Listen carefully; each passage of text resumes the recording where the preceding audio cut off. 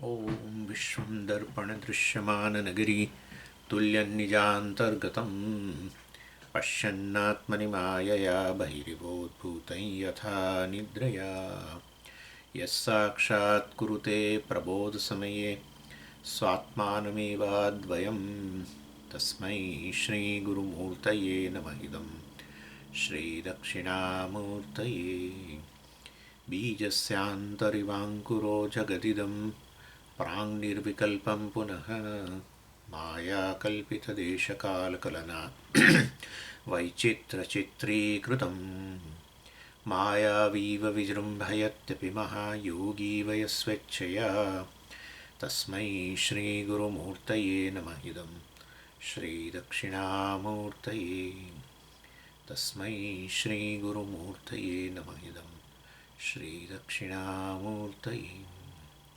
ॐ सहना भवतु सहनौ भुनक्तु सह वीर्यङ्करवावहै तेजस्विनावधीतमस्तु मा विद्विषावहै। ॐ शान्तिः शान्तिः शान्तिः। सदाशिवसमारम्भां शङ्कराचार्यमध्यमाम् अस्मदाचार्यपर्यन्तां वन्दे गुरुपरम्पराम्।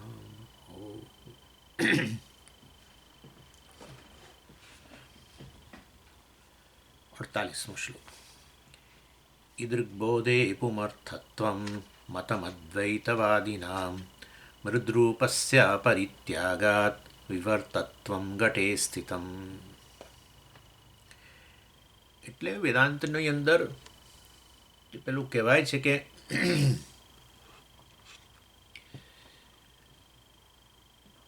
કાર્ય મિથ્યા છે, કારણ સત્ય છે વગેરે. કાર્ય મિથ્યા હોય અને એના માટે દ્રષ્ટાંત અપાય રજ્જુ સર્પ વગેરે. રજ્જુ સર્પનું દ્રષ્ટાંત, એમાં સર્પ જે છે રજ્જુમાંથી ઉત્પન્ન થયેલું છે, કાર્ય રજ્જુ કારણ એનું. પરંતુ સર્પ મિથ્યા છે એવું જાણીએ, રજ્જુનું જ્ઞાન થાય એટલે, રજ્જુને જોઈએ એટલે, તો સર્પ તો જતો જ રહે છે. મિથ્યા વસ્તુ એ જતી એને પછી અનુભવે ના થવો જોઈએ. સત્ય વસ્તુને જાણો પછી મિથ્યાનો અનુભવ ન થવો જોઈએ. રજ્જુને જોઈ પછી હવે સાપને જુઓ છો એવું ક્યાં બને? એટલે તમે આ ઉદાહરણ આપીને અમને કહો છો કે આ જગત મિથ્યા છે, કાર્ય છે, અને એનું કારણ આત્મા કે બ્રહ્મ સત્ય છે, તો એ સત્યનું જ્ઞાન થાય, આત્મજ્ઞાન થાય તો પછી જગત જતું રહેવું જોઈએ. મિથ્યા હોય એ દેખાવું જ ના જોઈએ, પછી એનો અનુભવે ના થવો જોઈએ. એટલે પછી આપણે સમજાવ્યું કે તમે રજ્જુ સર્પનું ઉદાહરણ લીધું બરાબર છે, પણ શાસ્ત્ર તો ઉદાહરણ જુદું આપે છે. રજ્જુ સર્પનું ઉદાહરણ છે, પણ તમે ઉદાહરણને પૂરેપૂરા બધા અંશ લાગુ પડવા જાઓ છો. અમે કાર્ય મિથ્યા છે અને કારણ સત્ય છે, એને માટે તો ઘડા માટીનું ઉદાહરણ આપે છે છાંદોગ્ય ઉપનિષદ. વાચારંભણમ વિકારો નામ ધેય મૃત્તિકા ઇત્યેવ સત્યમ. માટી સત્ય છે અને બાકી આ વિકાર કે કાર્ય કેવળ વાચારંભણ છે, વાણીમાં જ ઘડો રહેલો છે. ઘડા શબ્દની સત્યતા ઘડા શબ્દ જેટલી છે, ઘડાની સત્યતા ઘડા શબ્દ જેટલી છે. એટલે તો પછી ઘડાનો અનુભવ નથી થતો? થાય છે ને, ઘડામાં જ પાણી ભરો છો, ઘડો જ લઈ આવો છો, માટી ક્યાં લઈ આવો છો? એટલે કહેવાનો આશય છે કેવળ વસ્તુની પ્રતીતિ થાય, અનુભવ થાય તેથી સત્ય છે એવું તો કોઈ નિયમ જ નથી. એવું તો કરોડો ઉદાહરણો છે કે અનુભવ થાય પણ સત્ય ન હોય. કેટલાય ઉદાહરણો છે. તારાઓ બધા ટમટમ ટમટમ થાય છે, કોઈ ટમટમ નથી થતું ભાઈ, ટમટમ થાય છે તારાઓ. જાણે પેલા બહેનો પેલી સાડી પહેરે, પેલા ટીકા લગાવે ને ઉપર, પેલા ટીકા કંઈક લગાવતા હોય છે ને, પેલા મિરરના ટુકડા જેવું આમ, અને પછી નીકળે તડકાની અંદર તો ટમટમ ટમટમ ટમટમ થાય. એવી રીતે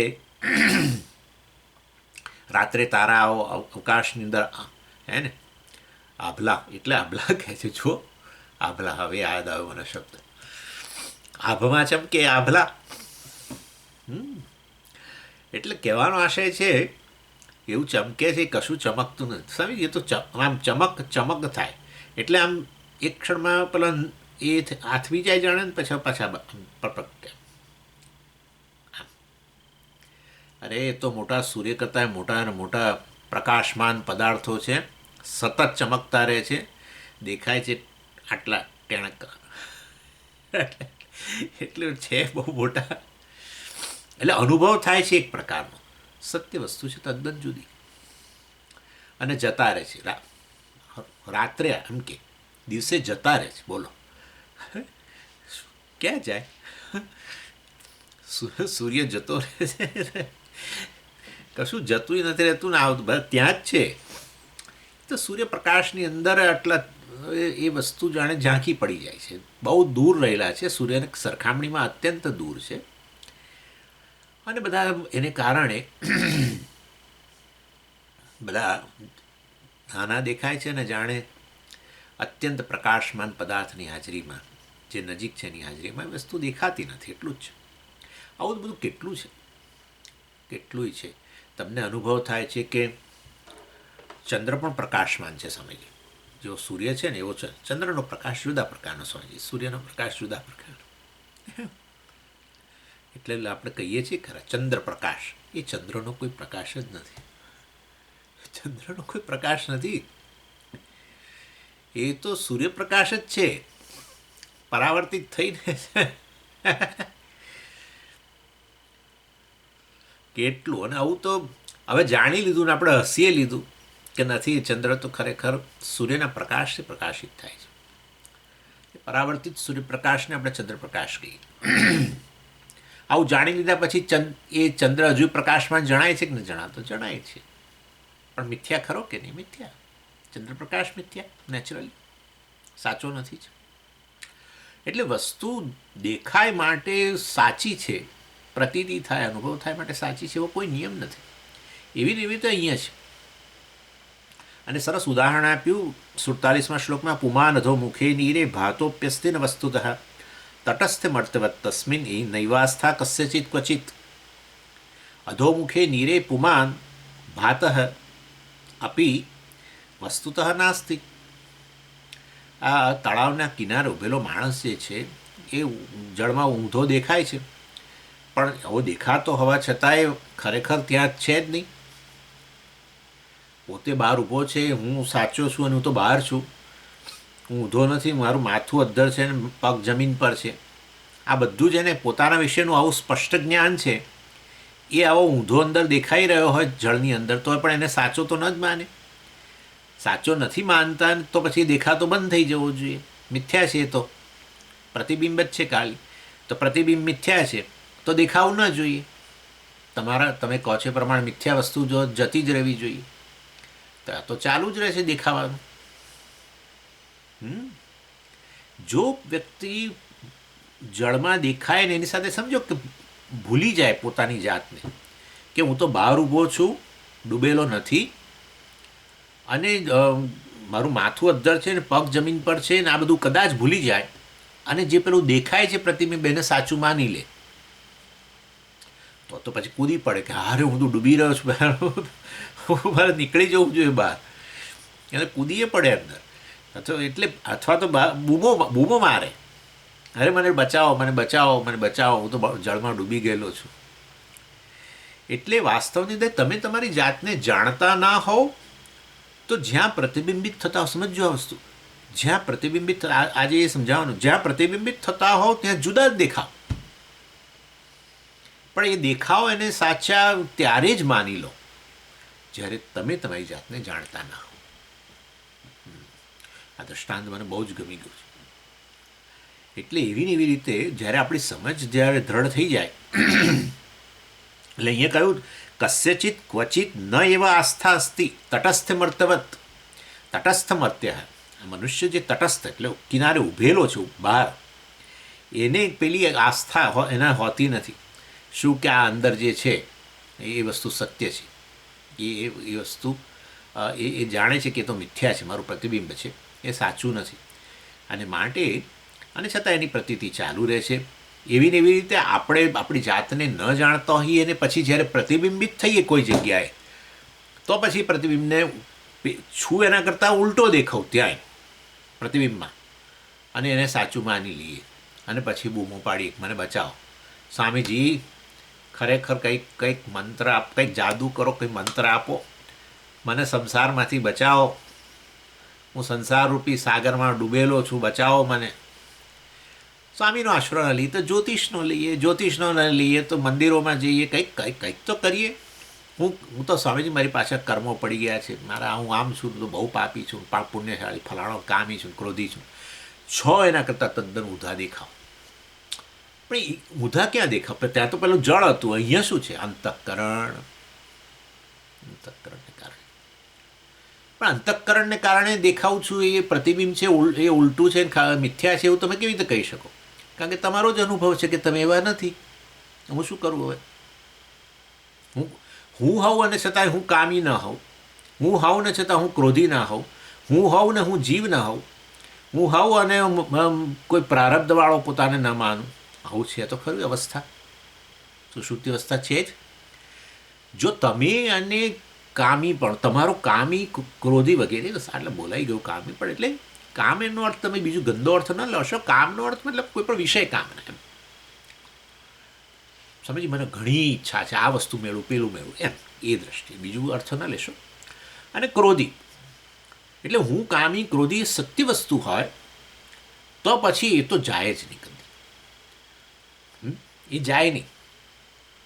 પરંતુ વાસ્તવની અંદર આ તો એવું થાય છે કે પેલું અંતઃકરણ રૂપી જળ જ્યારે સુકાઈ જાય તો પેલું પ્રતિબિંબ દેખાતું બંધ થઈ જાય, એવું થાય છે ને.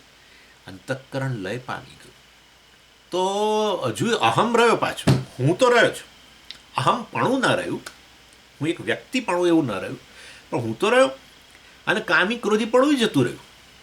એટલે પેલા વાસ્તવની અંદર જ્યારે જાગીએ ત્યારે હું કામી ક્રોધી ફલાણો જીવ વગેરે બધું બોલીએ છીએ, એ તો પેલા અંતઃકરણને કારણે બોલીએ છીએ, નક્કી થઈ ગયું. એટલે અંતઃકરણ ઉપાધિ સહિતનો હું એ આવો આપણને ગમતો ના હોય એવો છે જાગ્રત કાળે. એ અંતઃકરણ રૂપી ઉપાધિ જતી રહે તો પછી અહમ આ બધાથી મુક્ત. અરે હું જીવ છું એ નથી રહેતો, હું તો છું જ. કોઈ એવું ના કે સુષુપ્તિ કોઈ બીજાની હતી, સુષુપ્તિ તમારી જ અવસ્થા છે. અને તમે જ બોલો છો એ ખરાબ, ચાલો હું તો કહું તમારી અવસ્થા છે, તમે ન સ્વીકારો, પણ તમે જ કહો છો જાગીને કે હું જ સૂતો હતો, જે હું જાગતો હતો રાતે 9 વાગે પછી મને જ ઊંઘ આવી ગઈ ને હવે હું જાગ્યો છું પાછો. એટલે હું તો હાજર હતો જ, પણ ન કામ, ન ક્રોધ, ન કશા સાથે તમે દૈતને જોડતા નથી. અને જાગ્રત કાળે જોડો છો એટલે વાસ્તવમાં પેલા ઉપાધિના ધર્મો હતા એની સાથે તમે તમારી જાતને જુઓ છો. એટલે જાગ્રત કાળે તમારું સ્વરૂપ તમને ખબર નહીં હોવાને કારણે જેવા તમે અંતઃકરણમાં જેવા રૂપમાં પ્રતિબિંબિત થાઓ, અને એ અંતઃકરણ આવું પ્રકારના વિવિધ પ્રકારની વૃત્તિઓ વાળું હોવાને કારણે તમે એ જેમ કે જળ જો લાલ રંગનું હોય તો પ્રતિબિંબ લાલ દેખાય, જળ લીલું હોય તો પ્રતિબિંબ લીલું દેખાય, એના જેવું છે. અને માટે તો પછી હવે જતું રહેવું જોઈએ ને, મિથ્યા જાય નહીં, પ્રતીતિ રહે. એટલે તમે જો તમારી જાતને જાણતા હો, પેલા તળાવના કિનારે ઊભેલા વ્યક્તિની જેમ પોતે કોણ છે ખબર છે, તો પોતે તદ્દન ઉલટા દેખાતા હોય પોતે છતાં પણ ન માને, ઉપરથી આનંદ કરે. આનંદ કરે કે કેવો દેખાવ છું ઉલટો, અંદર તદ્દન ઉલટો દેખાય.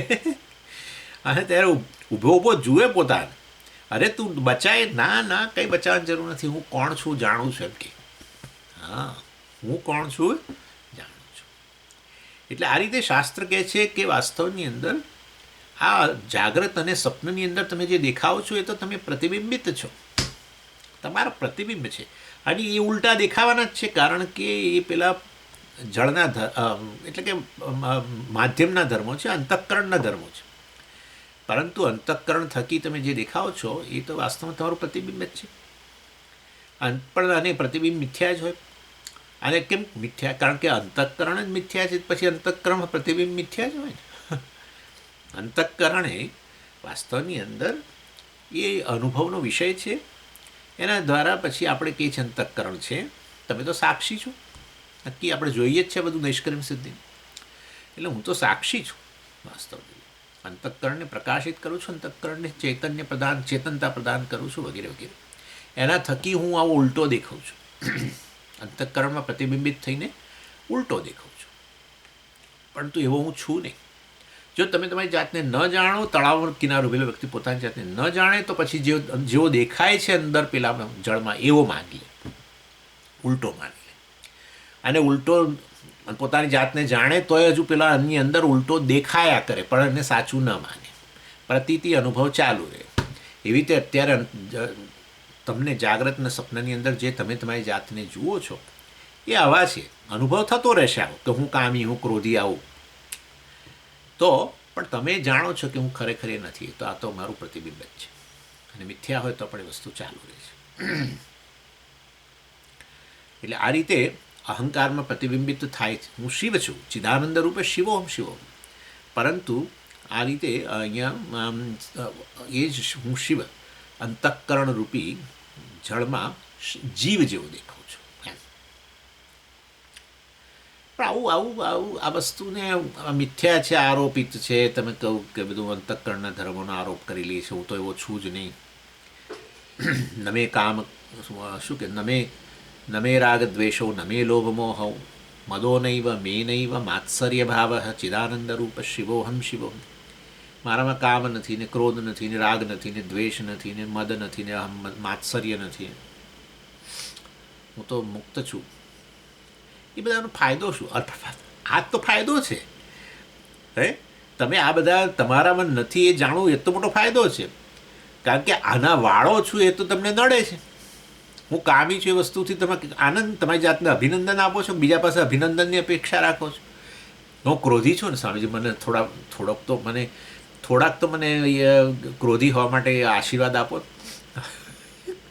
આવું કોઈ કહે સ્વામીજી હું થોડો ક્રોધી બનું, એવા કોઈ આશીર્વાદ આપો. સ્વામીજી ક્રોધમાંથી મુક્ત થાય એવો કંઈક મને ઉપાય બતાવો. એટલે અહમને આ બધા સાથે જોડો છો તો તમને નડે છે, એનું નામ તો સંસાર છે. અહમને મર્યાદા સાથે જોડો છો એટલે કે જીવપણા સાથે જોડો છો, એ તો વાસ્તવમાં આપણને નડે છે. અહમને કાળની મર્યાદામાં જુઓ છો તો નડે જ છે. શા માટે વૃદ્ધાવસ્થા નડવી જોઈએ? શા માટે નડવી જોઈએ? શા માટે મૃત્યુ નડવું જોઈએ? પણ અહમને મૃત્યુ સાથે જોડો તો તરત તકલીફ થાય છે. કેટલી તકલીફ થાય છે. ઊંઘ ના આવે. કોઈ વસ્તુનો રિપોર્ટ કઢાયો હોય અને એ રિપોર્ટનો મતલબ કે કોઈ વસ્તુનો ટેસ્ટ કરાવી હોય ને રિપોર્ટ ના આવે તો ઊંઘ ના આવે આપણને. આ કરાયું છે ખરું, પણ કોઈ ગાંઠ છે ને રિપોર્ટ કઢાય. જુઓ, એટલે આ આરોપિત વસ્તુ જે છે એટલે કે અસત્ય છે, એનાથી શું પુરુષાર્થ લાભ? મોટો લાભ. કારણ કે આરોપિત નથી પણ મારા ધર્મો છે એવું માનવાને કારણે તો તકલીફ છે. મારો તો આટલો જ પ્રશ્ન છે કે હું ક્રોધી છું એ વસ્તુ નડવી કેમ જોઈએ? હું અભિમાની છું એ વસ્તુ નડવી શા માટે જોઈએ? ના નડવી જોઈએ. અર્થાત હું રાગદ્વેષવાળો છું, આવો છું, નડવું ના જોઈએ. આમ આનંદ થવો જોઈએ ઉપરથી. એવું કેમ નહીં? એવું દાખલા તરીકે આ વસ્તુ સત્ય હોય તો પછી નડવાનો પ્રશ્ન નથી. અગ્નિને કોઈ દિવસ નડતું નથી કે હું આવો આટલો બધો ગરમ સ્વભાવનો છું. અગ્નિને નથી નડતું, પણ હું ગરમ સ્વભાવનું છું એ તરત નડે છે. કેમ? પ્રશ્ન કર્યો છે તમે લોકો? પ્રશ્ન કરવાની જરૂર છે. જળને એમ થાય કે હું ગરમ સ્વભાવનો છું, નડે છે ને એટલે છોડવા માંગે છે. અગ્નિને હું ગરમ છું નથી નડતું, જળને હું ગરમ છું નડે છે. જેમ જળને હું ગરમ છું એવું એને સભાનતા હોય, સમજો તો નડે. અને એ સભાનતા છે કે નહીં જવા દો, પણ એ છોડવા માગે છે, એની ઉષ્ણતા છોડવા માગે છે. એવી રીતે હું ગરમ સ્વભાવનો છું, એવી તો હું આ ગરમી છોડવા માગું છું. હા, અસહાયતા લાગે છે. તમને સાચું કહું, ક્રોધ થાય ને ત્યારે અસહાયતા લાગે છે, અને એટલા માટે પછી ગિલ્ટ થાય છે. અરે આ શું આમાં ગુસ્સો કરવાનો હતો, ગુસ્સો કરીએ સારું નથી લાગતું. આવું બધું બોલીએ અંદર ને અંદર. બહાર તો ચાલ આમ રાખીએ પાછા બહુ, જાણે કે એમાં શું પણ અંદર ને અંદર કોરી ખાય આપણને. રાગ દ્વેષ મદ માત્સર્ય લોભ મોહ બધું નડે. મોહિત એટલે મોહિત થઈ જવું અર્થાત મૂર્ખ. હું મૂર્ખ છું એ વસ્તુ તમે સ્વીકારી શકો? કોઈ ના સ્વીકારે. કોઈ આપણને ઇનડાયરેક્ટલી કહેવા જાય તો એનું આવી બને. એટલે જે વસ્તુ અનનેચરલ હોય એને નેચરલી તમે રિજેક્ટ કરો. જે કૃત્રિમ હોય એ તમે સ્વાભાવિકપણે દૂર કરવા માંગો. જળમાં જે ઉષ્ણતા છે એ જળની ઉષ્ણતા એના માટે અનનેચરલ છે, કૃત્રિમ છે, સ્વભાવ નથી, એનો સ્વાભાવિક નથી. તો એ સ્વાભાવિકપણે જ એમાંથી દૂર થવા માંગે. એ જળ અહીંયા અમેરિકાની અંદર કોઈ મારા બાથરૂમની અંદર ગરમ પાણીની ડોલ હોય કે તમારા ત્યાં એટલે સમજી તમે એટલે હવે પાછા જુદા એમ નહીં. એટલે તમારા ઘરમાં તમારા બાથરૂમની અંદર બકેટ ભરેલી હોય ગરમ પાણીની, કે અહીં અમેરિકામાં હોય કે અલાસ્કામાં હોય, જ્યાં પણ હોય, જળ એકનું સ્વાભાવિકપણે જ એ ઉષ્ણતા દૂર કરવા માંગે છે. એ જ બતાવે છે કે જળમાં જે ઉષ્ણતા છે એ સ્વાભાવિક નથી, કૃત્રિમ છે, અસ્વાભાવિક છે. What is unnatural you want to remove naturally. એવું છે. એટલે આ કામ ક્રોધ છે અંતઃકરણમાં, જળમાં, માધ્યમમાં, એની ચિંતા નથી. પણ હું કામી એ નડે. એ જ બતાવે છે કે હું આ બધાથી મુક્ત છું, મારો સ્વભાવ આ બધાથી મુક્ત છે. અને પાછો તમારો અનુભવ પણ છે કે સુષુપ્તિની અંદર અહમ સાક્ષી હાજર જ છે, સાચો અહમ હાજર છે. જાગ્રત સ્વપ્નની અંદર સાચા અહમ પર પેલો વેશ આવી ગયો હતો. વેશ આવે ત્યારે એક્ટર ઓળખાય નહીં. પણ સ્વામીજી બેમાં અહમ જ હોય. અહંકારમાં આપણે અહમ બોલીએ છીએ, તમે કહો સાક્ષી એટલે એ સાચો અહમ, પણ એટલે બે અહમ એ તો હોય છે. એક્ટર જે પોતાને અહમ હું કરીને કે પછી વેશ પહેર્યા પછી હજુ હું જ બોલે. હા, એક્ટર કે હું મને ચા આપો, હું ચા પીવું, બરાબર છે. પછી વેશ પહેર્યો ભિખારીનો, હજુ બોલશે શું? હું. હવે આગળનું ખોટું બોલશે એટલે વેશને અંતર્ગત. ખોટું એટલે વેશને અંતર્ગત. પણ હું તો એનો એ જ છે ને, સાચો હું પેલો છે એક્ટરવાળો, આ વેશને અંતર્ગત. એવું જાગ્રત સ્વપ્નની અંદર તમે આ વેશ પહેરો છો. અંતઃકરણ પહેલો મોટો વેશ. અંતઃકરણ થકી પૂરું સૂક્ષ્મ શરીર, સ્થૂળ શરીરનો વેશ પહેરી અને પછી હું જાગ્રત પુરુષ છું, ને પછી એમાં જે કંઈ અહમાં હોય એ બધું અહમમાં ઠાલવી દો.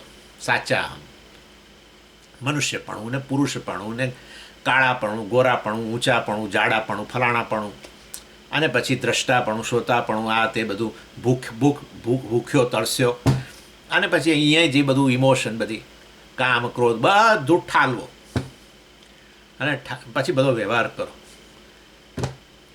અને ભાઈ જગત મારાથી જુદું, હું આટલો થઈ ગયો હવે, પછી જગત જુદું. એટલે પછી આ બધું વિષયનો વ્યવહાર બને, બધું બને, પણ ખરેખર મિથ્યા, ખરેખર સાચું નથી વસ્તુ એવું. એટલા માટે વેશ, એટલે વેશ પછી આપણે કાઢી નાખવા માંગીએ. વેશ પહેરીને ફર્યા ને પછી એટલો બધો ભાર અહીંયા ઊભો થયો, ગુણોવાળો બધો. વાસ્તવમાં કેવો છું? સર્વ ગુણોથી પર. એટલે નમે પેલું શું પેલું પુણ્યમ ન પાપમ ન સૌખ્યમ ન દુઃખમ. પાછું નિર્વાણ ષટક શરૂ થયું. પુણ્યમ ન પાપમ ન સૌખ્યમ ન દુઃખમ. હું દુઃખીએ નથી ને સુખીએ નથી ને પુણ્યશાળીએ નથી ને પાપીએ નથી. ચિદાનંદ રૂપ શિવોહમ શિવો. વાસ્તવની અંદર હું તો ચિદાનંદ છું, ચૈતન્ય પૂર્ણ છું. આ વેશને કારણે બધા ભેદ દેખાતા, વિષય વગેરે બધું. દાદુ આખી જાગ્રત અવસ્થા જ અધ્યારોપિત. હું જાગ્રત છું એ જ ખોટું, તો પછી જાગ્રત અવસ્થામાં રહેલા વિષયો મારા કરતાં જુદા એ ખોટું. બધું આખી સમગ્ર જાગ્રત અવસ્થા જ મારા પર અધ્યારોપિત. એ તો માંડુક્યમાં થયું, ચર્ચા થાય છે. એનીવે, એટલે આરોપિત વસ્તુ જે છે એ અસત્ય છે, જાણવાથી મિથ્યા છે, જાણવાથી બહુ મોટો લાભ છે, પુરુષાર્થ લાભ છે. એટલે કેવળ હું તો આનંદરૂપ છું બસ, અને એનો અનુભવ મને છે. મને જ્ઞાન નથી. જ્ઞાન ન હોય અને અનુભવ હોય કે હું આનંદ સ્વરૂપ છું, એનું નામ સુષુપ્તિ. સુષુપ્તિ જેમાં તમે જ છો, તમારાથી અન્ય કશું નથી. તમારી કોઈ મર્યાદા લાગતી હોય તો જ ઊંઘ નથી આવી. કોઈક ઉપાધિ જે છે એની સાથે હજુ તાદાત્મ્ય રહ્યું છે. સમજ, બીજું મને કંઈ નહીં, પણ હું ભૂખ્યો છું એવું લાગતું તો પ્રાણ સાથે તાદાત્મ્ય. ને હજુ એમ થતું હોય કે હું તો ફલાણો પિતા છું, પુત્ર છું, ફલાણો જે પણ પતિ છું, ને હજુ મનમાં આવું બધું હોય તો ઊંઘ નથી આવી હજુ. ઊંઘમાં એટલે પૂરેપૂરી ઉપાધિ સાથેનો, વેશ સાથેનો તાદાત્મ્ય જ છૂટી જવું. હું પ્રતિબિંબિત છું એ જ છૂટી જવું. પ્રતિબિંબ છૂટી જવું, અહંકાર છૂટી જવો, અહમપણું જતું રહેવું. અહમપણું શેમાં છે? ઉપાધિમાં. એ અહમપણું જવું એનું નામ જ અહંકારનો લય. અહંકારનો લય થઈ જાય છે એ આપણો અનુભવ છે. ને હું વાસ્તવિક આનંદરૂપ છું, પૂર્ણ છું, એ ત્યાં જણાય છે. અહંકાર મિથ્યા છે એવું જાગ્રતમાં જાણવાની જરૂર છે. અહંકારનો લય તો રોજ થાય છે. અહંકાર મિથ્યા છે એ જાણવાની જરૂર છે. હા, પણ પછી લય થવો જોઈએ? જરૂર નહીં. મિથ્યા સમજી, મિથ્યા એટલે નિવૃત્તિ થઈ ગઈ. ભલે ને પછી અનુભવ રહે, ભલે ને પછી હું જાગ્રત પુરુષ છે એવો અનુભવ રહે, કે હું સપના પુરુષ છું ભલે ને એવો અનુભવ રહે, તો શું વાંધો છે? હમણાં તો વાત કરી આપણે. ભલે તળાવમાં દેખાવતા રહીએ, શું વાંધો શું છે? જાણો. પહેલાં નથી પોતાની જાતને નહોતો જાણતો, તળાવને અંદર રહેલો તદ્દન ઉલટો એવો એને સાચો માની લે. એટલે આવી સ્થિતિ આ સંસારીની છે. પોતાની જાતને જાણતો નથી, માટે સંસારી રૂપે જે જણાઈ રહેલો છે જાગ્રત સ્વપ્નમાં એને સાચો માને છે. અને જીવનનો પુરુષાર્થ જ આ છે, સુખ પ્રાપ્તિ કે દુઃખ નિવૃત્તિ. દુઃખ નિવૃત્તિ એટલે ઉપાધિ સાથેનું તાદાત્મ્ય. અર્થાત હું અહંકાર છું, જીવ છું એવી ઓળખાણ. અહંકાર છું, જીવ છું. જીવ છું કહો એટલે પછી બધી તકલીફો આવી, પ્રારબ્ધ આવ્યું ને બધું આવ્યું. બધી તકલીફો આ ઉપાધિમાં તાદાત્મ્ય કરીને હું અહંકાર છું. ઉપાધિમાં તાદાત્મ્ય આત્માનું, મારા વાસ્તવિક સ્વરૂપનું તાદાત્મ્ય ઉપાધિમાં, મિથ્યા ઉપાધિમાં. સાચી હોય તો પાછું ચાલો એની સાથે તાદાત્મ્ય થયું માટે હું એવો બની ગયો, છૂટવું પડશે. મિથ્યા ઉપાધિ, કારણ કે બધા અનુભવના વિષયો છે. શરીર, મન, બુદ્ધિ, ઇન્દ્રિયો બધું તમારા અનુભવના વિષયો છે. એમનું અસ્તિત્વ તમારા દ્વારા સિદ્ધ થાય છે. જે અનુભવનો વિષય તમારા જ્ઞાનનો વિષય બને છે એના દ્વારા એમનું અસ્તિત્વ સિદ્ધ થાય છે. એટલે તમે વાસ્તવમાં સર્વથી મુક્ત જ છો, પણ એની સાથે જાગ્રત કાળે તાદાત્મ્ય અજ્ઞાનને કારણે, અને એને જ પછી આપણે આ માની લઈએ અને ઉપાધિના ધર્મોથી હું વાળો પોતાની જાતને માનીને પછી એમાંથી છૂટવા માંગીએ. અનનેચરલ છે ને મારા માટે બધું, અને માટે હું એમાંથી છૂટવા માગું પછી. એટલે દુઃખ નિવૃત્તિ અને આત્યંતિક સુખ પ્રાપ્તિ, જે આનંદનો આત્યંતિક સુખ. કેવું સુખ? અખંડ સુખ. તમે, હું કે રાજા કે બીજા કોઈ બહાર ભિખારી સૂતો હોય, બધા ઊંઘની અંદર એક સરખા છે. એક સરખા. કેમ એક સરખા? કારણ કે ઉપાધિ છૂટી ગયા પછીનો એક તો એક જ છે, એક અદ્વિતીય છે. હા, એનો તમે અનુભવ કરી રહ્યા છો. તમે અનુભવ કરી રહ્યા છો અર્થાત હું જ છું. વળી અનુભવ કરનારો પાછો અનુભવનો વિષય એવું છૂટું ના ગણશો. અર્થાત હું સાક્ષી છું. એ જ તો છાંદોગ્યની અંદર કહેવામાં આવ્યું કે ઊંઘની અંદર એક અંધ વ્યક્તિ અને જાગ્રત કાળનો અંધ વ્યક્તિ અને જાગ્રત કાળનો આવું સ્પષ્ટ ઘુવડ જેવી આંખો ધરાવનારો 20/20 વિઝન, બંને એક સરખા છે જ્યારે ઊંઘી જાય ત્યારે. જાગ્રત કાળે જુદા જુદા. તો ઊંઘમાં એક સરખા, જાગ્રત કાળે જુદા કેમ? પેલી ઉપાધિ ઉમેરાઈ અંદર. ઉપાધિ એટલે શરીર, મન, બુદ્ધિની વાત કરું છું, જે મિથ્યા છે ઉમેરાયું. એટલે પછી હું એક મારી મિથ્યા ઓળખાણ આપું કે હું અંધ છું. બીજી વ્યક્તિ મારી ઓળખાણ આપે કે હું તો બહુ સરસ, મારી તો દૃષ્ટિ છે, બહુ સારી આંખોવાળો છું, વગેરે વગેરે. એટલે મિથ્યા ઉપાધિ થકી તમારી ઓળખાણ મિથ્યા છે, અને પછી એમાં નડે પછી સાચું ખોટું જે પણ મતલબ આપણને બધું. એટલે આ પુરુષાર્થ વસ્તુ, આ આરોપિત વસ્તુ જે છે મિથ્યા જ છે. આરોપ એટલે જ મિથ્યા. આમ તો જેમ રજ્જુ પર સર્પનો આરોપ કર્યો તો એ સર્પ મિથ્યા જ હોય, એવી રીતે.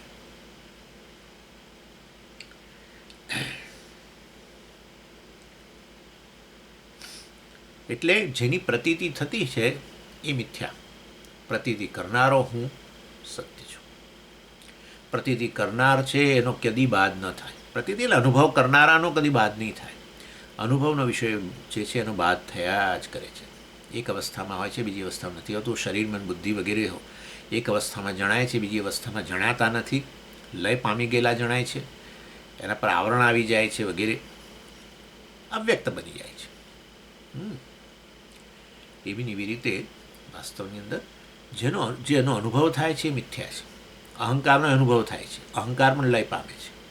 એટલે એમાં કરેલું તાદાત્મ્ય લય પામી જાય છે. એટલે અહંકાર અને અહંકારના વિષયો, અહંકાર વિષયિકો અને પેલો વિષયકો, એ બંને મિથ્યા.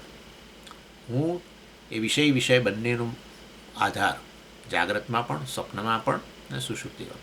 એને પ્રત્યભિજ્ઞા કહેવાય કે હું જ ઊંઘતો હતો, હવે હું જ જાગ્યો છું, મેં જ સ્વપ્ન જોયું હતું. એટલે એ હું જે છે કદી જતો જ નથી, એ હું સાક્ષી, સર્વ ઉપાધિઓથી પર. જાગ્રતમાં જુદી ઉપાધિ, જુદા શરીર. ઉપાધિ જાણજો. હા ભાઈ, ઉપાધિ શબ્દ બોલવો વારે વારે એની ઓળખાણ ના આપવાની હોય મારે. ઉપાધિ શબ્દ મેં 1000 વાર સમજાવેલો છે તમને.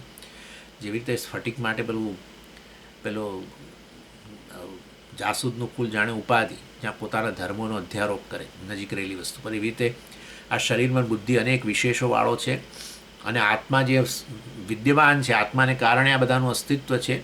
માટે આ બધા એનાથી અભિન્ન છે, અને માટે એમનો આપણે અજ્ઞાનને કારણે એના આત્મા ઉપર જે હું શુદ્ધ સ્ફટિક જેવો છું એના પર અધ્યારોપ કરું. એટલે મારા પર અધ્યારોપ થાય છે, અજ્ઞાનને કારણે અધ્યારોપ થાય છે. અને આ શેનો અધ્યારોપ થાય છે? શરીરમાં બુદ્ધિનો. તો એ ઉપાધિ કહેવાય. પેલા જાસૂદ જેવું. જાસૂદનો રંગનો કેવો અધ્યારોપ કરો છો તમે સ્ફટિક પર, અને સ્ફટિક પછી લાલ જણાય. સ્ફટિક લાલ જણાય ત્યારે પણ એને શુદ્ધ જાણવો, એનું નામ જ જ્ઞાન છે, એનું નામ જ વિવેક જ્ઞાન, કે આ તો ઉપાધિનો ધર્મ છે, મારો ધર્મ નથી. એટલે હું જીવ જણાવું ત્યારે પણ એ તો ઉપાધિનો ધર્મ છે, અંતઃકરણનો ધર્મ છે, અહંકાર છે. વાસ્તવમાં હું તો સાક્ષી છું, આવું જાણવું.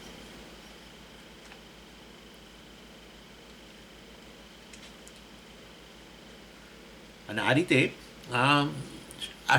વાસ્તવમાં શરીર, મન, બુદ્ધિ વગેરેથી તદ્દન અસંગ છું. કોઈ સંબંધ જ નથી. મિથ્યા સાથે કેવો સંબંધ હોય? રજ્જુ વળી સર્પ સાથે શેનો સંબંધ?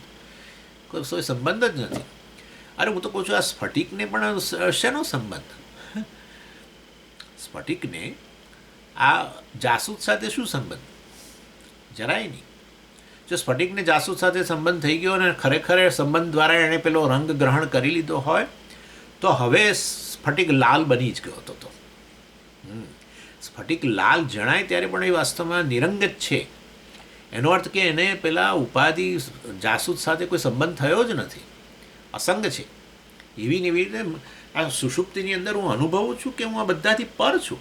તો પછી આ જાગ્રત સ્વપ્નની અંદર આ બધા જે મારાથી અત્યંત નજીક છે એવા શરીર, મન, બુદ્ધિનો અધ્યારોપ કરવાને કારણે હું પેલો કેવો દેખાઉં છું? જાગ્રત પુરુષ કેવો? જીવ. અને જાગ્રત પુરુષ એટલે જીવ, અહંકાર અને સ્વપ્ન પુરુષ. વાસ્તવની અંદર ખરેખર હું એ પર જ છું, એ વખતે પણ પર છું. અને એ વસ્તુ બહુ આપણે સ્પષ્ટપણે જોઈ જ શકીએ છીએ.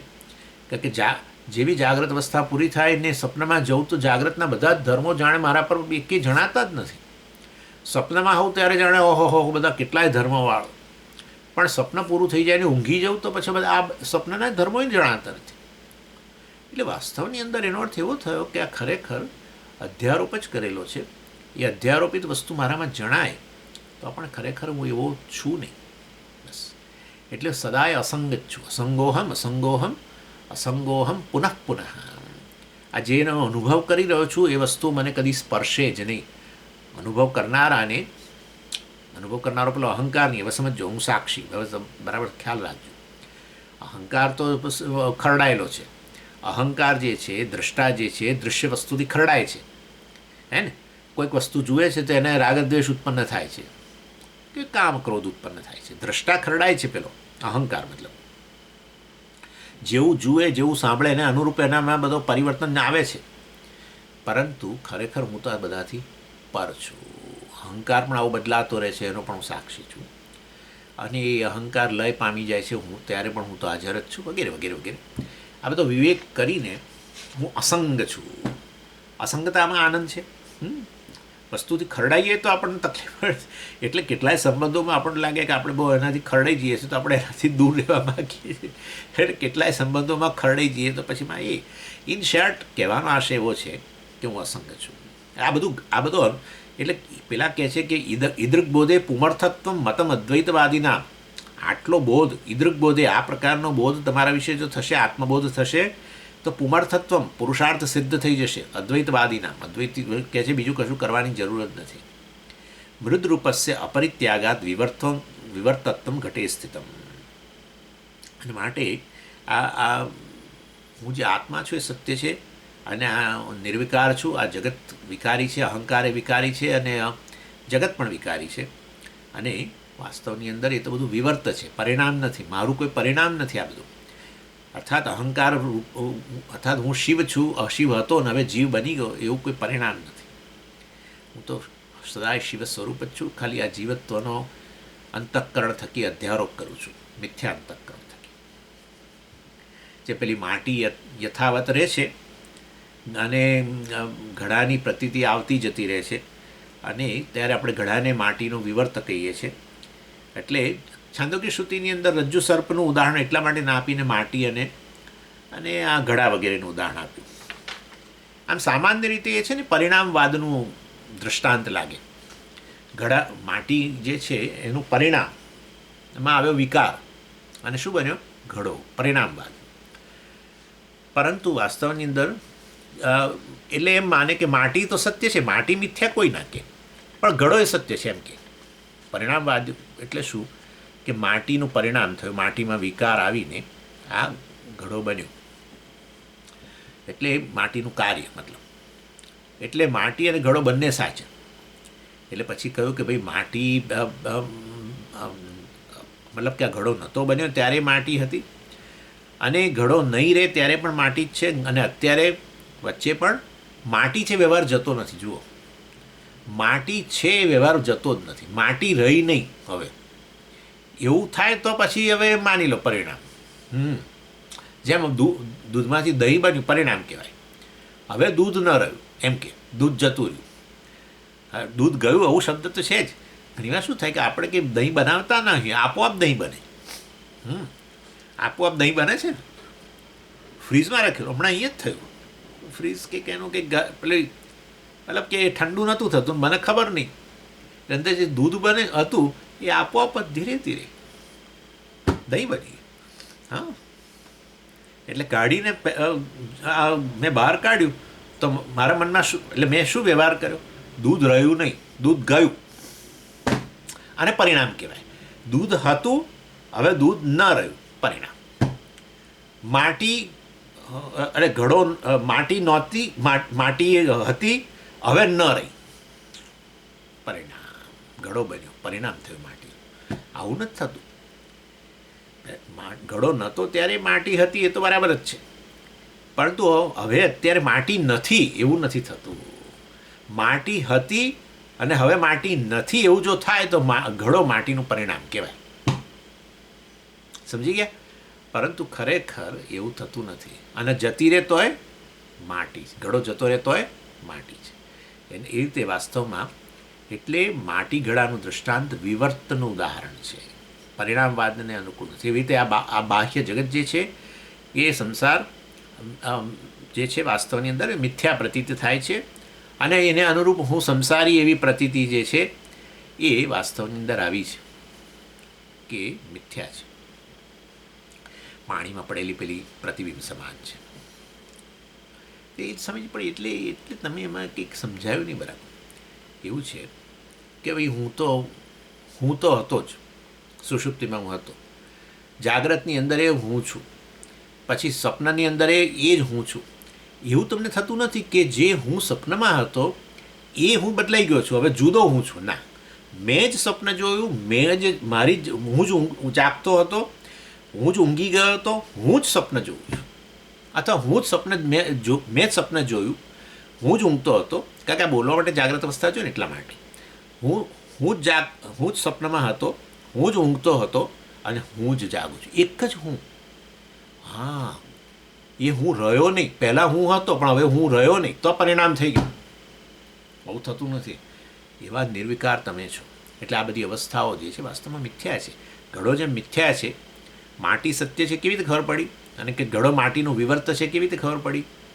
આ વિવર્ત એટલે કશું પરિણામ, કોઈ પણ પ્રકારનો બદલાવ આવ્યા વગર કંઈક જણાવવું, નવા રૂપમાં જણાવવું. માટી ઘડાના રૂપમાં નવા રૂપમાં જણાય છે, પરંતુ માટી છે એ વસ્તુ એ પ્રકારનો વ્યવહાર જતો જ નથી. માટે માટી સત્ય થઈ ગઈ. જેનો વ્યવહાર જાય નહીં, જેનો બાદ થાય નહીં, એ સત્ય. એટલે એ રીતે જૈનો જુદું કે અર્થક્રિયાકારીત્વ ને બધું આ. એટલે એની ચાલો અત્યારે આપણે એ નૈયાયિકો અને જૈનો વળી પછી એનાથી આગળ બંને.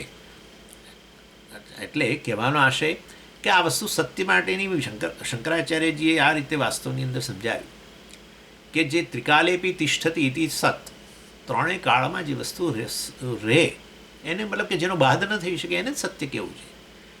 Which cannot be negated in all the 3 periods of time. એટલે આપણે અહીંયા 3 અવસ્થા ગણો, 3 અવસ્થા. અત્યારે હું જાગ્રતમાં છું તો વાસ્તવની અંદર ખરેખર તો મેં ઊંઘમાંથી ઉઠ્યો છું તો હું એને ભૂતકાળ ગણી લો.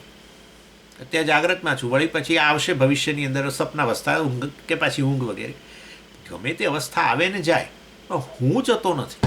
મારી જ અવસ્થાઓ છે. હું પાછા કહીએ ખરા, મારી જ અવસ્થાઓ છે. એવું જ કહો તમે. હા, એટલે જાગ્રત કાળે જાગ્રત પુરુષ દેખો બરાબર છે, અને જાગ્રત પુરુષ જતો રહે, પણ હું ન જાઉં. હવે એ જ હું સ્વપ્ન છું ને એ જ હું હવે શું. એટલે પછી સ્વપ્ન પુરુષ જે રૂપે જણાતો તો એ બરાબર છે, એ જતો રહ્યો, પણ હું પાછો હવે હું મતલબ કે હું સ્વપ્ન સુષુપ્ત પુરુષ રૂપે જણાતો, વળી પાછો જાગ્રત પુરુષ. એટલે એ અહમ એવો છે. એટલે સરસ ઉદાહરણ આપે છે ત્યાં બૃહદારણ્યક ઉપનિષદમાં. મહામત્સ્યનું ઉદાહરણ આપે છે કે એક મોટો મત્સ્ય, જેમ કે પેલી બ્લુ વેલ કે એવી કોઈ હોય મોટી, કે શાર્ક કોઈ, અને જેમ વિશાળ એક દરિયો હોય કે વિશાળ નદી આપણી બ્રહ્મપુત્રા જેવી, કે બ્રહ્મપુત્રા દિબ્રુગઢ પાસે એવું કહેવાય છે કે એનો પટ, એક પટથી બીજો પટની વચ્ચેનું અંતર 7 કિલોમીટર છે, એક કિનારાથી બીજા કિનારા વચ્ચે. અને ચોમાસાની અંદર 14 કિલોમીટર. એક કિનારેથી બીજા કિનારા વચ્ચેનું અંતર 14 કિલોમીટર. બ્રહ્મપુત્રા દિબ્રુગઢ આપણા આસામમાં. કારણ કે ત્યાં આવીને પછી આ બંગાળના અખાતમાં મળે. એ પહેલાં બહુ વિશાળ.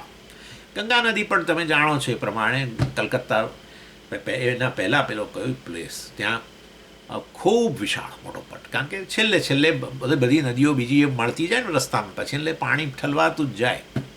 કેટલી નદીઓ ગંગાની અંદર મળે છે, બિહારમાં ને ફલાણી જગ્યાએ ને તે બધી નાની નાની બીજી નદીઓ બધી મળીને હવે ગંગા જાણે વિશાળ થઈ ગઈ.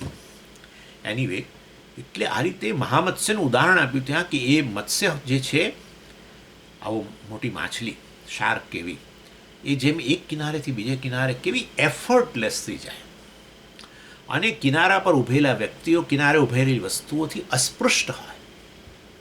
એક કિનારો જાગ્રત અવસ્થાનો, બીજો કિનારો સપનાવસ્થાનો, અને સપનાવસ્થાનો ત્રીજો કિનારો આપણો અહીંયા ગણો સુષુપ્તિ. એટલે જાણે કશાના, સુષુપ્તિ એટલે અજ્ઞાન, કશાથી સ્પૃષ્ટ નહીં તો જો સુષુપ્તિના ધર્મો હવે મારા પર લાગુ પડું તો મારે જાગ્યા પછી એવું જ કહેવું જોઈએ કે હું કશું જ જાણતો નથી. આવું કહેવું જોઈએ, બરાબર છે ને? સુષુપ્તિના ધર્મો એટલે શું? હું કશું જ જાણતો નહોતો. હવે એ અજ્ઞાનરૂપી ધર્મ વાસ્તવમાં હવે હોય, જાગ્રત કાળે ખેંચાઈને આવેલા હોય, જાગ્રતમાં એ અહમ વાસ્તવમાં અજ્ઞાનથી ખરડાઈ ગયો હોય, તો હજુ શું કહેવું જોઈએ? અત્યારે તમે જોઈ રહ્યો ત્યારે શું કહેવું છે? હું તો કોઈને જોતો જ નથી, કશું જ જોતો નથી. આવું નથી કહેતા. એટલે કહેવાનો આશય એ છે, ત્રણેય શરીરના ધર્મો, સ્થૂળ શરીરના ધર્મો વગેરે ગણી લો, જાગ્રત અવસ્થા, સૂક્ષ્મ શરીરના ધર્મો ગણો, સપનાવસ્થા, અને કારણ શરીરના ધર્મો અજ્ઞાન વગેરે ગણો, એ સુષુપ્તિ અવસ્થા. ત્રણેય શરીરોથી અસ્પૃષ્ટ છે. મહામત્સ્ય જેમ કિનારે ઊભેલી વ્યક્તિઓ કે કિનારે ઊભેલી વસ્તુઓથી અસ્પૃષ્ટ રહીને બીજા કિનારા તરફ જાય, ત્યાંથી પાછું આ કિનારા તરફ આવે, આવું ચાલ્યા જ કરે છે.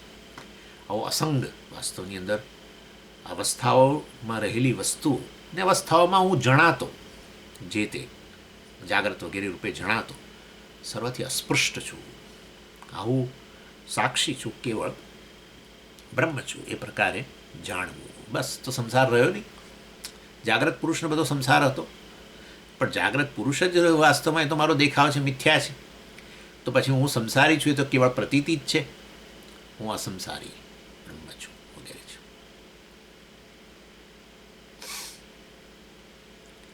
એટલે આ રીતે અહંકારમાં પડેલા રહીએ, અંતઃકરણમાં પડેલા રહીએ તો રાગ દ્વેષવાળા જણાવીએ, અને સૂઈ જઈએ તો પછી હવે પ્રતિબિંબ જતું રહ્યું આપણું, અહંકાર લય પામ્યો ત્યારે સાચા રૂપમાં જણાવીએ. નમે દ્વેષ રાગો આપણો અનુભવ છે, નમે દ્વેષ રાગો આપણું જ્ઞાન પણ છે. અનુભવનું જ વિશ્લેષણથી જ્ઞાન કે હું આવો છું.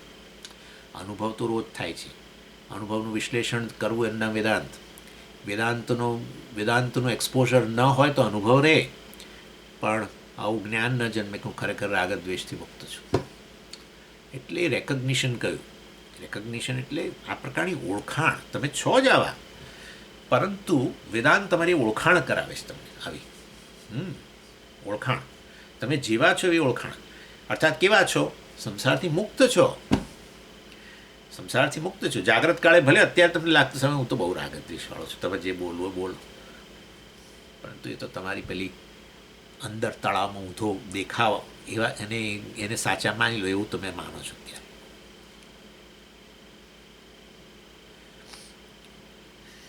આ બધા વિકારો વગરનો હું કેવો સુષુપ્તિમાં હોઉં છું, અને વિકારો વગરના હોવ, વિકારવાળા એ બધા મિથ્યા, નિર્વિકાર સત્ય અને એક જ.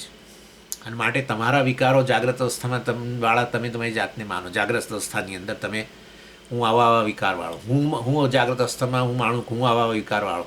આપણે બંને સૂઈ જઈએ ત્યારે બંને, તમે નિર્વિકાર હું નિર્વિકાર, તમે પૂર્ણ હું પૂર્ણ, જીવભાવથી મુક્ત. તે તો એક જ થઈ ગયો, એક અદ્વિતીય. છાંદોગીની એટલે કહ્યું અથા અંધઃ અનંદઃ ભવતી, વિદ્ધઃ અવિદ્ધઃ ભવતી, એક્સેટ્રા એક્સેટ્રા. કોઈ જાગ્રત કાળે કશુંક વાગ્યું, ચપ્પુ વાગ્યું, અરે રે મને ઈજા થઈ, હું ઈજાગ્રસ્ત છું. અને મને દાખલા તરીકે મેં કશું કર્યું નહીં તો મને નથી ઈજા થઈ. ઈજાગ્રસ્ત અને ઈજા વગરનો જાગ્રત કાળે જુદા જુદા. સૂઈ ગયા, ઈજાગ્રસ્ત અને ઈજા વગરના બંને ઈજાથી મુક્ત બની ગયા. આ ઈજા શબ્દ ખરો છે નહીં? અર્થાત આ રીતે અંતઃકરણ વગેરે દ્વારા, શરીર વગેરે દ્વારા જે મારું રૂપ જણાય છે એ મિથ્યા છે, સાચું નથી. આ પ્રકારનું જ્ઞાન જ મુક્તિનું સ્વરૂપ છે. આવું તમારે જાણવું કે હું મુક્ત છું, આ રીતે એને મુક્તિ કહેવાય. એવી રીતે જેવી રીતે માટી આવી રીતે યથાવત રૂપે રહીને ઘડા રૂપે દેખાય, એવી જ રીતે હું સાક્ષી રૂપે રહીને, જ્ઞાન સ્વરૂપે, ચૈતન્ય સ્વરૂપે રહીને, બ્રહ્મ સ્વરૂપે રહીને વાસ્તવમાં ત્રણેય અવસ્થાઓ રૂપે જણાવું છું. કેવો છું? નિર્વિકાર છું, સદાય અસંગ છું. કે તો મિથ્યા છે. જે રૂપે અનુભવાય છે બધું, અને જેનો અનુભવ થાય છે એ બધું મિથ્યા છે. કારણ કે અનુભવ કરનારો એ પણ મારા અનુભવનો વિષય છે, અને એ અનુભવ કરનારા દ્વારા જેનો અનુભવ થાય છે એટલો જ મિથ્યા છે. સમજી ગયા? વિષય બંને સમગ્ર જાગ્રત અવસ્થા મિથ્યા. કેવળ અધ્યારો, ફક્ત અને ફક્ત અધ્યારો, લેશ માત્ર સત્યની એની અંદર અનુભવ થતો રહેશે, પણ સત્યની.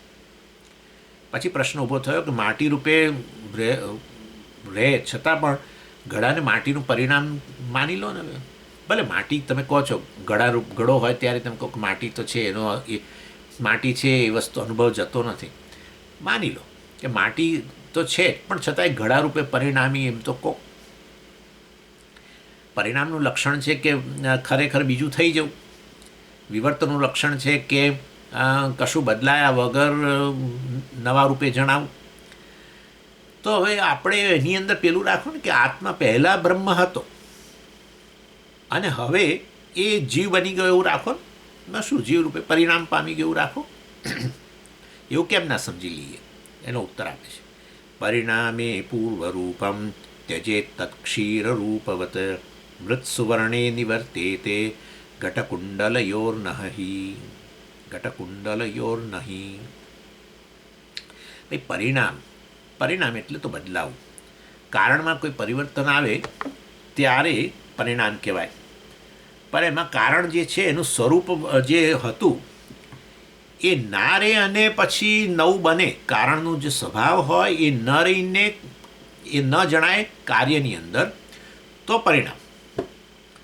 કારણનો જે સ્વભાવ, જેમ કે દૂધ, દૂધની મીઠાશ એનો સ્વભાવ છે. એ મીઠાશ હવે જ્યારે દહીં બન્યું ત્યારે નથી જણાતી. દૂધનું પેલું પ્રવાહીપણું, અત્યંત પાતળું પ્રવાહીપણું, હવે એ આ દહીં બન્યું ઘટ્ટ ચોસલાવાળું, એમ કે ચોસલાવાળું દહીં બન્યું ત્યારે એ પ્રવાહીપણું જણાતું નથી. હા, તો પરિણામ માની લેવાય, તો દૂધનું પરિણામ દહીં માનાય. કે જ્યારે દૂધના જે સ્વભાવગત ધર્મો હોય એ તમને હવે આ દહીંની અંદર ન જણાય, તો પછી માની લેવાનું કે દૂધ હવે રહ્યું જ નથી. એવીની રીતે વાસ્તવની અંદર એવું પેલા માટી ઘડામાં જણાતું નથી. માટીના જે ધર્મો છે, માટીના સ્વભાવગત ધર્મો જે છે, એ સ્વભાવગત ધર્મો હજુ ઘડામાં જોવા મળે છે. માટીની જ ગંધ, એનો સ્વભાવ જે છે, પૃથ્વીનો ધર્મ છે માટી, અને એ ગંધ વગેરે હજુ પેલા ઘડામાં જોવા મળે છે. માટીનો જે સ્પર્શ વગેરે જે ગુણ છે એ જ પ્રકારનો એમાં જોવા મળે છે. એટલે આ રીતે માટીનો શબ્દ વગેરે છે એ હજુ ઘડામાં જોવા મળે છે. ઇન શોર્ટ, કહેવાનો આશય છે માટીના જે સ્વભાવગત ધર્મો છે હજુ જોવા મળતા હોય ઘડો બન્યા પછી, તો પછી ઘડાને પરિણામ ન માની શકાય માટી. અને તો પછી સ્વામીજી એમ બદલાવ તો લાગે જ છે ને, તમે વ્યવહાર તો કરો જ છો ને. કે માટી સાથે એક પ્રકારનો તમારો વ્યવહાર હતો, અને હવે ઘડો બને ત્યારે જુદો વ્યવહાર કરો છો. ખરીદવા જાઓ છો, શોધો છો ક્યાં મળે છે, એમાં પાણી ભરો છો, માટીમાં પાણી નહોતા ભરતા, તો પછી બદલાવ આવી જ ગયો ને માટીમાં. એવું કેમ? આ ચર્ચામાં આપણે કરી ગયેલા છીએ. કયા શ્લોકમાં કરી ગયા છીએ ખબર તમને? એટલે 8મા શ્લોકની અંદર અવસ્થાંતરાપત્તિ એકસ્ય પરિણામિતા સ્યાત ક્ષીરમ દધી મૃત કુંભ સુવર્ણમ કુંડલમ તથા. એટલે વાસ્તવની અંદર પરિણામ એટલે શું? તો ત્યાં એવું કહેવામાં આવેલું, મુખ્યત્વે આપણા આસ્તિક દર્શનોની અંદર સાંખ્ય દર્શન અને યોગ દર્શન, પતંજલિ, આ બધા લોકો આ પરિણામવાદ સ્વીકારે છે. આમ તો મૂળ તો એ લોકો યોગવાળા તો બરાબર છે કે ઈશ્વરનો સ્વીકાર કરે છે, પણ ઈશ્વરને જગતનું કારણ નથી માનતા. આ જગત ઈશ્વરનું પરિણામ છે, ઈશ્વર કારણ છે, જગત કાર્ય છે, ઈશ્વર આ જગત રૂપે પરિણામ પામી ગયો છે, એવું એ નથી સ્વીકારતા. કોણ? ઈશ્વરને જગતનું કારણ જ નથી માનતા, જગત કાર્ય છે એવું નથી માનતા. કોણ? યોગી, એટલે પતંજલિ. ઈશ્વર છે, પરંતુ ઈશ્વર અમુક ધર્મોવાળો છે, જગતનું નિમિત્ત કારણ છે, પરંતુ આવું પરિણામ નહીં. એટલે આ રીતે પરિણામ કે જગત રૂપે પરિણામ પામી ગયો છે, ઉપાદાન કારણ નહીં. એટલે ઈશ્વરનો સ્વીકાર કરે તટસ્થ ઈશ્વર, એવું નૈયાયિકો કહે છે. નૈયાયિકો પરિણામવાદીઓ છે. અને પણ નૈયાયિકો જે છે ને વાસ્તવમાં પરિણામ કરતાં આરંભવાદીઓ છે વધારે. તો આરંભ, નવા કાર્યનો આરંભ થાય છે, જગતનો આરંભ થાય છે ઈશ્વરમાંથી, એવું માને છે. પછી ચર્ચા કરીશું એનો પાછો મુદ્દો આવે છે. પણ પરિણામવાદની ચર્ચા આપણે 8મા શ્લોકમાં કરી ગયા. અવસ્થાંતર આપત્તિ એકસ્ય, એકની જ અન્ય અવસ્થા આવી જાય એને પરિણામ કહેવાય. સ્યાત ક્ષીરમ દધી, દધી એટલે દહીં, ક્ષીરમ દધી સ્યાત, દૂધ દહીં બની જાય. એક અવસ્થામાંથી બીજી અવસ્થામાં આવી ગયું, વ્યવહારે બદલાઈ ગયો. હવે દહીં સાથે તમે વ્યવહાર કરો, એ દૂધ સાથે વ્યવહાર ન કરો. ચાલો હવે ખીર, દૂધપાક બનાવીએ, શેમાંથી? તો કે દહીંમાંથી. એ ક્યાં વાત છે? આવું કરો, કોઈ દિવસ ના કરો. એટલે વ્યવહાર બદલાઈ ગયો. વ્યવહાર બદલાયો તો પછી તમને સ્પષ્ટ ખાતરી છે કે હવે દૂધના ધર્મો જે હતા એ એમાં રહ્યા નથી, માટે એવા દૂધપાક ના બને, બરાબર, ખીર ના બને. ઇન શોર્ટ, અને પરિણામ કહેવાય. એક જુદી અવસ્થામાં પરિણામ, એકની અન્ય અવસ્થામાં આપત્તિ, એટલે પહેલી અવસ્થા છૂટીને બીજી અવસ્થા આવી જાય, એને પરિણામ કહેવાય.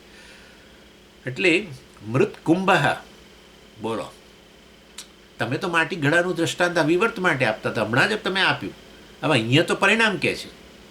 પકડાયા ને તમે શ્લોકનો રેફરન્સ આપ્યો ને હવે તમે જ ખોટા પડ્યા એમ. ભાઈ માટીને ઘડાનું પરિણામ એટલા માટે કેવળ અને કેવળ રૂપની દૃષ્ટિએ, તત્વતઃ નહીં. રૂપ બદલાય, રૂપ બદલાય છે ત્યારે વાસ્તવને માટી એક રૂપમાં હતી, પેલા પિંડના રૂપમાં હતી, ત્યાંથી હવે પેલું હોલો આમ પેલો પેલો મોટા પેટવાળો અને કાંઠલાવાળો બન્યો. અને રૂપનો જ ઉપયોગ હોય છે, રૂપના વિવિધ ઉપયોગો છે.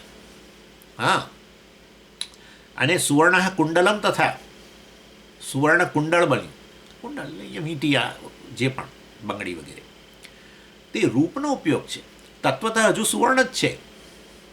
હા, એટલે કહેવાનો આશય એ છે કે રૂપાંતર આપત્તિ છે, વાસ્તવમાં તત્વતઃ એનું એ જ છે. એટલે ઘડાની વાત પણ આપણે જ્યારે વિવર્તવાદમાં કરતા હતા તો આવું કોઈ પરિણામ કહે ને તો અમે સ્વીકારીએ, પરંતુ આપણે એને બતાવીએ ઇનિશિયલી કે બતાવીએ એક પરિણામ. ચાલો બરાબર છે, ઘડો માટીનું પરિણામ છે. ઘડા સાથે જે વ્યવહાર કરો છો માટી સાથે નથી કરતા, માટે માટી રહી નથી હવે. અને હવે ઘડો છે, ઘડો છે એવો વ્યવહાર કરો. અરે ભાઈ ઘડો છે એવો વ્યવહાર કરો તમે, બરાબર છે, તમે પરિણામ કહી દો છો, હવે એનું બદલાઈ ગયું એમ કહો છો, પણ એ તમારી ઉપર છલ્લો ખ્યાલ છે. હજુ ઘડાની અંદર તપાસ કરો, ઘડાના ગુણો બધા કયા શેમાં હતા? બધા માટીમાં જ હતા. તો જે બદલાવ જણાય છે કેવળ રૂપના સ્તરે હતું. માટી એક રૂપમાં હતી, ત્યાંથી નવા રૂપમાં આવી, પણ હજુ તત્વતઃ ઘડો માટી જ છે. હા, એ રીતે વિવર્તવાદ થયો. સમજ્યા તમે? એટલે આ રીતે વાસ્તવની અંદર આ રૂપાંતર આપત્તિ એટલે રૂપમાં બદલાવ છે ખાલી. એટલે રૂપ તો વાસ્તવ મિથ્યા જ છે, તો હકીકત છે. માટી પહેલાં હતી, અત્યારે માટી છે, તો પછી ઘડા આપોઆપ જ મિથ્યા બને છે. એટલે સુવર્ણ કુંડલમ પણ એ રીતે કહી શકાય. દૂધ અને દહીં જે છે એમાં એ વાસ્તવની અંદર ખરેખર પરિણામ પામી જાય છે, સ્વભાવ જ બદલાઈ જાય છે.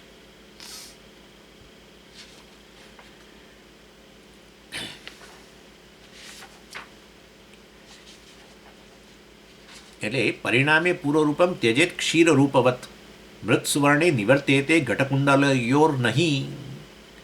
એટલે આ રીતે પરિણામ જે જોવા મળે છે વગેરે તમે સુવર્ણમાં ગણી શકો કે સુવર્ણ એક બિસ્કિટના રૂપમાં હતું, એક જુદા રૂપમાં હતું. ઘણીવાર તમે આપો એક તમારી પાસે જે ઘરેણાં હોય એ આપીને તમે નવા ઘરેણાં બનાવો, એટલે એ તમને લાગે કે હવે એનું પરિણામ થઈ ગયું, કારણ કે હવે આ રૂપમાં હતું નથી બીજા રૂપમાં આવી ગયું. એ બરાબર છે, પણ હજુ તત્વતઃ તો સોનું જ છે. એટલે વાસ્તવની અંદર દૂધમાંથી દહીં બનવું એ સાચે સાચ પરિણામ છે.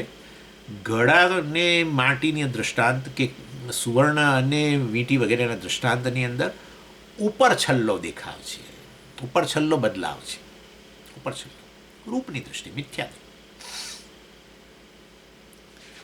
એટલે અને આપણે આ રીતે શરૂમાં પરિણામવાદનો સ્વીકાર આરંભ બિલકુલ છે જ નહીં, કશો બદલાવ આવ્યો જ નથી એવું ન સમજાય તો આપણે શરૂમાં આવું પરિણામ કહીએ કે ઈશ્વર હવે આ જગતના રૂપમાં જણાય છે. હો, જેવી રીતે વાસ્તવની અંદર આ દૂધ દહીંના રૂપમાં જણાય છે, એમાં ઈશ્વર જગતના રૂપમાં હવે જણાય છે.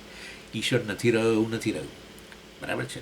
બ્રહ્મ જગતનું કારણ છે, એ બ્રહ્મ હજુ પણ છે જ, તો તમને જ્ઞાન થાય છે કે હું બ્રહ્મ છું. નહીં તો કેવી રીતે થાય?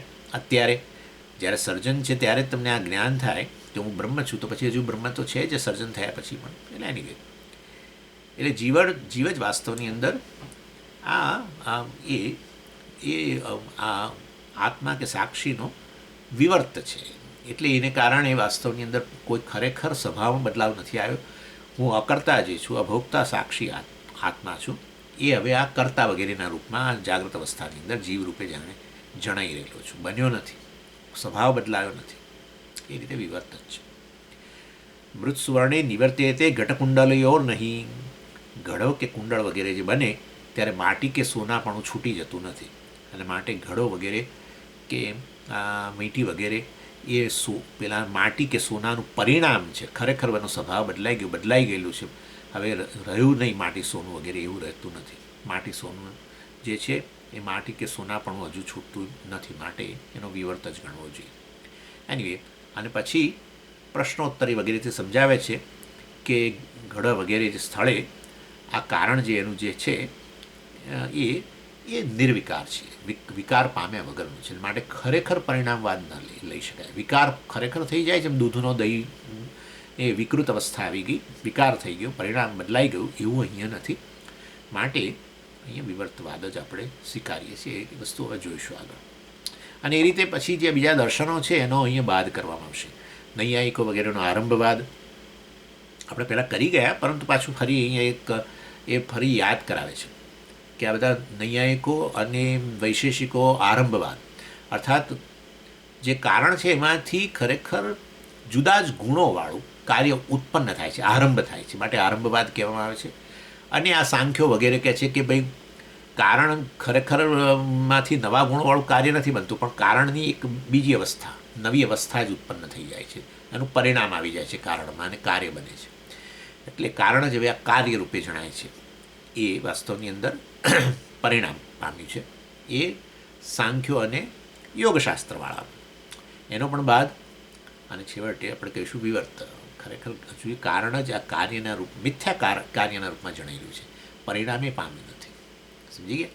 હજુ કારણના ગુણો કાર્યમાં જણાય છે. અને એ રીતે વાસ્તવની અંદર આરંભવાદ અને આ પરિણામવાદનો આપણે બાદ કરીશું, એ જોઈશું આવતી. ઓમ પૂર્ણમદ પૂર્ણમિદમ પૂર્ણાત પૂર્ણમુદચ્યતે પૂર્ણસ્ય પૂર્ણમાદાય પૂર્ણમેવાવશિષ્યતે. ઓમ શાંતિ શાંતિ શાંતિ. હરિ ઓમ શ્રી ગુરુભ્યો નમઃ. હરિ ઓમ.